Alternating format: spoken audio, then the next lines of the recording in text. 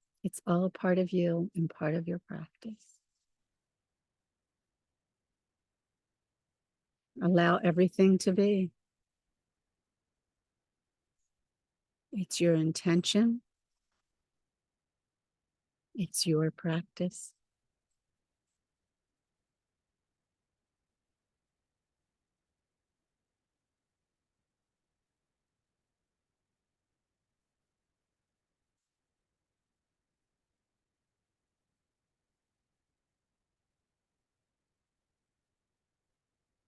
Bring yourself back to center. And we're going to close off today's practice by saying Sat Nam 3 times. Sat Nam. I'll put that in the chat so you can see it. And that means truth is my identity. What is your identity? Is it your name? Is it your image? Is it your job title? Is it the label you give yourself? Are you a mom or a son or a boss? Truth is my identity. Does it go deeper than the labels? So to do this practice, to close this out, we will once again be placing our hands in front of our heart. And when you do so, press your thumbs up against your chest, up against your heart, and feel the vibration of this mantra. We'll say Sat long and the Nam short. Feel this vibration working its way through you. How many places in your body, your diaphragm, your chest, your neck, your face, coming up through your crown chakra? How many places can you feel this energy moving through you? Let's take a deep breath in and prepare. Sat Nam. Sat Nam. Sat Nam.